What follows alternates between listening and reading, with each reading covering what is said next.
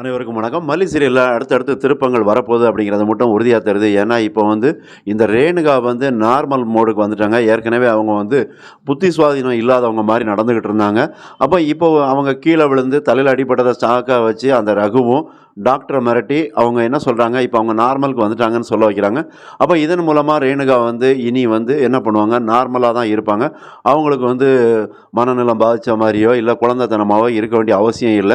அப்ப இது எல்லாமே எத காட்டுது அப்படின்னா, இனி ரேணுகாவுக்கும், அதே நேரத்தில மல்லிக்குமான ஒரு சண்டை நடக்க போகுது. அப்ப அதிரடியா யாரு யார துரத்துறது அப்படிங்கிற மாரியான ஒரு சூழ்நிலைய தான் உருவாக்க போறாங்க அப்படிங்கிறது அப்படியே வெட்ட வெளிச்சமா தெரியுது. ஏன்னா, இப்ப ரேணுகாவோட நோக்கம் என்ன? இனி விஜயோட நம்ம வாழ்ந்துடலாம் அப்படிங்கிற ஒரு எண்ணத்துல தான் அவங்க வந்துட்டாங்க.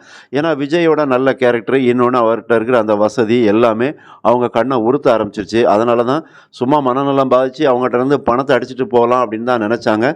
இனி அந்த மாரி நம்ம போணும்னு தேவையில்ல. இங்கேயே செட்டில் ஆயிர வேண்டியதுதான். ஏன்னா, கதிரேசனும், நிஷாவும் அவங்கள தன்னோட உடன்பிறப்பாவும், தன்னோட மகளாவும் பாவிக்க ஆரம்பிச்சுட்டாங்க. இன்னொரு பக்கம் விஜயுமே நம்ப ஆரம்பிச்சுட்டாங்க.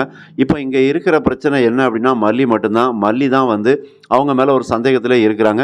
நெறைய கேள்விகளையும் ரேணுகா மேல வீசிக்கிட்டே இருக்கிறாங்க. அந்த ஒரு விஷயம் தான் ரேணுகாவ ஆட்டி படைக்குது. அதனால மல்லி விஷயத்துல தான் ரேணுகா கொஞ்சம் உஷாரா இருப்பாங்க. அதே நேரத்தில மல்லியுமே ரேணுகா கிட்ட கொஞ்சம் உஷாரா இருக்க ஆரம்பிச்சுட்டாங்க. அப்ப ரேணுகாவ பத்தி அவங்களுக்கு தெரிய ஆரம்பிச்சுருச்சு. இவங்க ஒரிஜினல் ரேணுகாவே இல்ல.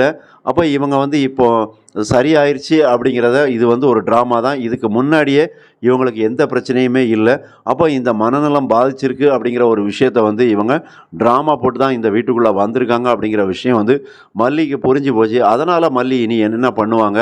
அப்போ இந்த இடத்துல இந்த ரேணுகாவா இருக்கக்கூடிய சுடர இந்த வீட்ட விட்டு துரத்துறதுக்கு எல்லா வழியிலயும் மல்லி முயற்சி பண்ணுவாங்க. ஏன்னா, ஒரு பக்கம் விஜய பாதுகாக்கணும்.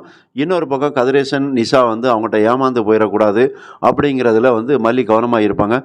அப்படி கவனமா இருக்கும்போது தான் மல்லிக்கு நிறைய பிரச்சனைகள் வரும். அதை எப்படி மல்லி முறியடிக்க போறாங்க?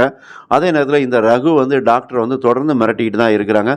அப்ப அந்த இடத்துல தான் டாக்டர்ட்ட அங்க ஒரு நர்ஸ் கேட்குறாங்க. அதாவது இங்க அந்த ரேணுகாவுக்கு முன்னாடியே எந்த பிரச்சனையும் இல்லாத மாரி தானே டாக்டர் தெரியுது அப்படிங்கிறாங்க. அப்போ மறுபடியும் எதுக்கு ஒரு ரிப்போர்ட் எடுக்கிறீங்க, ஸ்கேன் பண்றீங்க அப்படின்லாம் கேள்விகள் கேட்குறாங்க. அப்போ அது அந்த டாக்டருக்கு கொஞ்சம் அதிர்ச்சியா தான் இருக்கு. அப்போ டாக்டர் என்ன சொல்லியிருந்தாங்க, "நீ உன் வேலைய மட்டும் பாரு. நீ என்ன செய்யணுமோ அத மட்டும் செய்யு. எக்ஸ்ட்ரா எந்த வேலையும் நீ பார்க்க வேண்டாம். இத பத்தி அந்த பேஷண்ட்டோட ரிலேட்டிவ்ட்ட எதுவும் சொல்லவும் வேண்டாம்." அப்படிங்கிற விஷயத்தையும் டாக்டர் நர்ஸ்ட்ட சொல்றாங்க. அப்போ இந்த இடத்துல இந்த நர்ஸ் மல்லிக்கு உதவுவாங்க அப்படிங்கிற மாரி தான் தெரியுது. ஏன்னா, இதில இந்த விஷயம், அதாவது ரேணுகாவுக்கு முன்னாடி எந்த பிரச்சனையுமே இல்ல. அவங்க நல்லா தான் இருந்திருக்கிறாங்க அப்படிங்கிற விஷயம் இப்போ டாக்டருக்கும் தெரியுது. அதே நேரத்தில அந்த நர்ஸுக்கும் தெரிஞ்சு போச்சு. அப்போ இந்த இடத்துல டாக்டரால வெளிய பேச முடியாது. ஏன் அவங்க பேச முடியாது அப்படின்னா, அவங்க ஃபேமிலிய அந்த ரகு மிரட்டிக்கிட்டு இருக்காரு. அப்படிங்கும்போது டாக்டர் எந்த ஒரு விஷயத்தையும் வாய தொறக்க மாட்டாரு. அதனால மல்லிகிட்டயோ, விஜய்கிட்டயோ இத பத்தி சொல்ல போறதில்ல. ஆனா இந்த நர்ஸு தான் கண்டிப்பா அத செய்வாங்க அப்படிங்கிறது தெரியுது. அப்போ இந்த நர்ஸு இதில ஒரு முக்கியமான ஒரு துருப்பு சீட்டா இருக்க போறாங்க. அவங்கள வச்சு தான் நெறைய திருப்பங்களும் நடக்கும். ஏற்கனவே ஒவ்வொரு விஷயங்கள்லயும் சில வீடியோஸ வச்சு தான் சில உண்மைகள்ல, அதாவது மல்லி தப்பிச்சு வந்தாங்க. இப்போ இந்த விஷயத்துல ஒரு நேரடி, அதாவது ஐ விட்னஸ் மாரியே நெனச்சுக்கலாம். அவங்க தான் மல்லிக்கு பெரிய உதவியா இருக்க போறாங்க.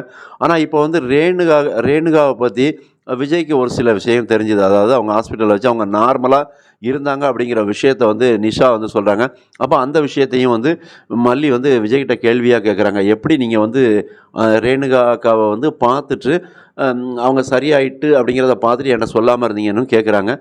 இல்ல, நான் ஏதோ ஒரு நெனப்புல இருந்துட்டேன் அப்படிங்கிறாங்க.